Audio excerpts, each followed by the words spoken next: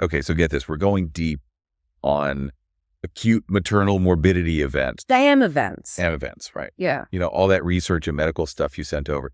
It's intense. Yeah. We're talking about like life-threatening complications, during childbirth. Yeah. And it's more common than you'd think, honestly. I mean, globally, something like 8 million women face these complications every year. It is a startling number. And what's really concerning? The impact of a SAMM event. It goes way beyond just the immediate physical danger. It can really have lasting consequences for women. We're talking about their mental, emotional, even spiritual well-being. That's what really got to me, reading through all this research. It's not just surviving the event itself, it's dealing with everything that comes after. One source, I thought they put it really well, talking about like the effect on a woman's spirit, soul, and body. It's a powerful way to think about scope of all this. I agree. It is a holistic crisis impacting every part of a woman's life. I think we should start with spiritual distress. A lot of women, they go through a real crisis of faith, questioning their beliefs, feeling isolated, grappling with these like huge existential questions. Childbirth, it's often seen as the sacred experience, right? So when it's marked by trauma, it can really shake a woman's spiritual understanding, to the core. Yeah, and it's not just about questioning faith, right? Like you said, there's this feeling of isolation that research talks about how cultural beliefs, all those expectations around childbirth, they can make things even tougher.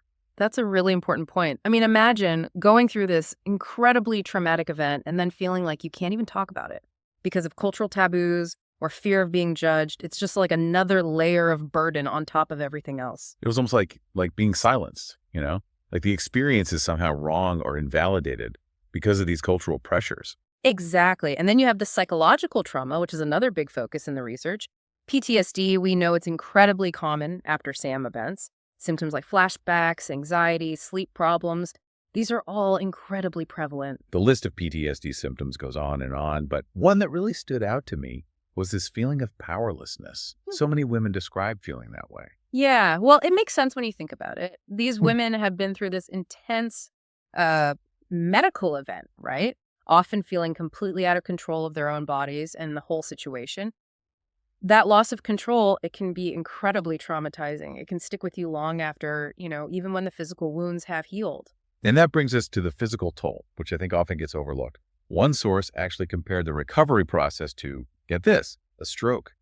And I got to say, that's a pretty powerful comparison. You don't hear that every day. It's a strong analogy because it highlights how serious this really is. We're not just talking about some physical pain or discomfort. This is potential damage to vital brain regions, similar to what you might see after a stroke. So we're talking brain damage. I mean, Wow, that's serious. Could you maybe explain that a bit more? Like, what specific areas of the brain are we talking about here? Well, think about areas like the frontal lobe. That's the part responsible for things like making decisions, emotional regulation, planning, or the temporal lobe, which is involved with memory and language processing. Conditions like eclamptic coma, which can happen during a SAMM event, they can affect these regions. And that leads to, a whole bunch of cognitive and emotional challenges. Wow. I knew SAMM events were serious, but I had no idea about the impact on brain function. I mean, that just changes everything, doesn't it? It does. And it adds another layer to the emotional distress they're already facing. Imagine coping with the trauma of the event itself and then also having to deal with changes in your ability to think or how you respond emotionally. Talk about a double whammy. Yeah, it is a lot. It makes you wonder, like, how do women even start to heal? How do they get their lives back after going through something like this? Right. We've talked about the impact on their spirit and their soul and their body, and it's a lot. It feels so heavy. Is there even a way forward? Oh, absolutely. There is. And the good news is the research you sent, it points to some really promising approaches. The big thing that keeps popping up is this idea of empowerment. It's all about helping these women, regain that sense of control, of agency, which might seem, I don't know, maybe a little counterintuitive after something that's left them feeling so powerless. That is interesting. So how do you actually empower someone who's been through something that made them feel so powerless? It's almost like a paradox, isn't it? Yeah, it is. And it's about, meeting them where they are, understanding that empowerment, it's not like a destination, it's a process, right? One of the sources talked about how women, they often have to give up control during these medical emergencies. So a big part of healing is about, gently guiding them towards taking that control back. Okay, so reclaiming autonomy. What does that actually look like? I mean, what are we talking about here? Well, I think it starts with recognizing and honoring their needs. This source specifically mentioned self-agency and boundaries. Those are really crucial parts of the process. So it's about helping these women understand, like, they have the right to make their own choices, about their bodies, their treatment, their recovery, and supporting them in setting healthy boundaries with other people, Yeah. especially if they've been feeling kind of overwhelmed or pressured. So it's not just about physically recovering. It's about reestablishing who you are and having the confidence to, I guess, stand up for your own needs. Exactly. And that naturally brings us to another important part of empowerment, self-care. I'm really curious about this whole self-care thing. What does that look like for someone recovering from a SAMM event? I mean, it must be a lot more than just, treating yourself to something nice. Yeah, you're absolutely right. Self-care in this context, it's not just about bubble baths and face masks or whatever. It's much deeper than that. It's about addressing every part of your well-being, physical, psychological, social, even spiritual. It's giving women the tools and the support they need to heal on all those different levels. That spiritual aspect is particularly interesting to me. One of the sources really went into that, and it seemed like there's not really like a one-size-fits-all approach when it comes to spirituality and healing. No, definitely not. Everyone's experience is different. For some women, their faith might get stronger after a SAMM event. For others, it might be a time of, questioning things, maybe even turning away from beliefs they held before. And then there are those who, they find comfort in ritual or maybe connecting with nature. The important thing is to respect that diversity and meet women where they are on their own spiritual journey. The source also mentioned this idea of yielding. Yeah. And how the meaning of that word might need to change after a traumatic experience like a SAMM event. That's a really great point. We often talk about yielding in childbirth as, kind of surrendering to the process, trusting your body. But after a SAMM event where control was just taken away, well, yielding takes on a whole new meaning. It might be about surrendering to the need to heal, or yielding to vulnerability, maybe even yielding to anger and grief. It's about recognizing that sometimes surrendering is the bravest thing you can do. That's a really powerful way to look at it. It makes me think about the emotional roller coaster these women must be on. I mean, you have the joy of bringing new life into the world, but you're also dealing with almost dying. The research even used this phrase, trauma paradox, to describe it. Yeah, trauma paradox. I think that's the perfect way to describe all the different emotions involved. You have these two opposite experiences happening at the same time, the joy of being a new mom and then the fear of almost losing your life. It's hard to wrap your head around. That must be such a heavy thing to carry. It makes you wonder, can those two things, the joy and the trauma, can they ever really exist together? That's a tough question, and there's not an easy answer. But, one thing that gives me hope is just how incredible the human brain is, how it can adapt and heal. We're talking about neuroplasticity, that ability of the brain to rewire itself.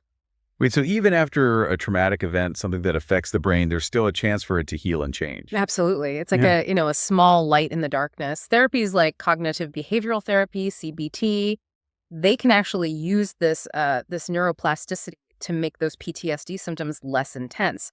And that can help women get back a sense of control, over their thoughts and emotions. The research even talked about Dr. Caroline Leaf, her 5-step switch on your brain process. Yeah. As a tool for trauma recovery. Have you heard of that? I have, yeah. It's a really good example of how, if we understand how our brains work, we can actually take control of our healing. It combines neuroscience with cognitive techniques, to help kind of rewire those negative thought patterns and create new, healthier pathways in the brain. That's amazing. The brain can heal even after all that. Yeah. But I can't help but think about the impact this has on relationships. I mean, the research talked about communication breaking down, a lot of strain on partners. It seems like it could feel very isolating, both for the woman who went through the SAMM event and for their partner too. You're right, it can. You see, those PTSD symptoms, especially the ones related to emotions and communication, they can make it really hard for couples to connect. And the research actually shows that women, they often don't share the details of their experience with their partners. Part of it is because of shame or maybe fear of being a burden. And part of it is because, society kind of expects them to be strong and to just, get over it. And when they don't talk about it, it creates this growing sense of isolation and resentment on both sides. Yeah, it just seems like these couples need so much more support. like a real understanding environment, both within their relationship, but also from the healthcare system too. Absolutely. We can't just expect women to, bounce back after a traumatic birth experience. Like, that's not realistic. Healing, it takes time, and it takes support from partners, from families, from healthcare providers, everyone. So where do we even start? How do we actually create that kind of supportive environment? Well, I think for one thing, we need to just acknowledge the impact these SAMM events have on relationships. It's a big deal. And that means recognizing that partners need support too. I mean, they're often going through their own trauma, their own emotional fallout, and there's just not a lot out there for them, not a lot of resources or attention. Right. It's like everyone expects them to be the strong one, to just be the rock.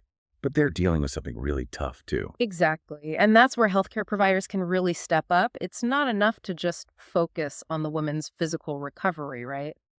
We need to be addressing the emotional and the relational aspects of healing as well.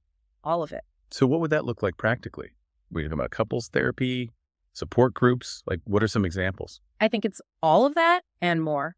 One of the sources, they really highlighted how important it is for healthcare providers to communicate clearly and consistently. And with both partners, not just the woman, it's about explaining what happened, what to expect during recovery, what resources are available to them. That seems, I don't know, almost too simple. But I bet that kind of open communication makes a huge difference. Oh, it really does. And then there are things like, offering a place for partners to stay at the hospital during intensive care so they can actually be there, be present, and be part of the recovery. It's recognizing that partners, they're not just visitors, they're vital. Makes sense. It's about that feeling of togetherness, that they're going through this as a team, even when it's a crisis. But I keep thinking about that phrase from the research, humanizing the experience. I feel like that applies to more than just the partners. You're right, it does. Humanizing the experience, it means looking at how we as a society respond to these women. And unfortunately, what we often see is just like a lack of empathy, people minimizing what they went through and not enough support. It's not good enough. The sources were really clear about this. Treating these women with dignity and respect, that's something that seems to be missing a lot of the time. There was this one story, one woman talked about feeling like a piece of meat during her treatment. It's awful. Yeah, it's a powerful reminder of how easily women can be dehumanized in medical settings, especially when they're vulnerable, when they're in pain. We need to completely change how we approach things. Bedside manner needs to prioritize compassion, empathy, and clear communication. It's not just about being a good doctor. It's about seeing the whole person. Right. Their emotions, their experiences, all of it. And it's about recognizing that their spiritual beliefs, their practices, those are part of healing too. We can't just have a one-size-fits-all approach to care. We need to be open to different faiths, different beliefs, and respect all of that. So it's listening to these women, honoring their experiences, and giving them what they need to heal on every level. Sounds like a lot, but it seems like that's what we need to be doing. It is a lot, but it's what we have to do. And what I find really inspiring is just how resilient these women are. Even after the trauma, the pain, all the challenges, they still keep trying to heal. They rebuild their lives, and they fight for better care for themselves and for others. They're incredible. It's like proof that the human spirit can overcome anything, find a way forward, even when things are really dark. That's exactly the message I want our listener to take away today. This deep dive, it's been about a really complex and difficult topic, but it's also been about hope. There are ways to heal, there are people who care, and there's always a reason to believe things can get better. This has been, wow, a real eye-opener. And I think we've just scratched the surface here, There's so much more to talk about. The long-term impact on mental health, how to create better treatments and support systems. We could go on and on. But one thing's for sure. We can't be afraid to have these tough conversations. You're absolutely right. The more we stay silent, the more this stigma continues, and it prevents women from getting the help they need. It's time to bring these experiences out in the open, to listen with compassion, and to work together to create a world where all women feel safe, supported, and empowered to thrive. Thank you so much for being here today and sharing all this with us. Yeah. I think we all agree this has been a really powerful deep dive. To our listener, keep learning about this, reach out for support if you need it, and never stop fighting for better care for yourself and for all women. And remember, you're not alone in this. There's a whole community out there, survivors, advocates, healthcare professionals, people who are dedicated to making sure SAMM events are not something we're ashamed to talk about, but something we meet with compassion, understanding, and a commitment to healing in every way. Until next time, keep learning, keep asking questions, and keep talking about this.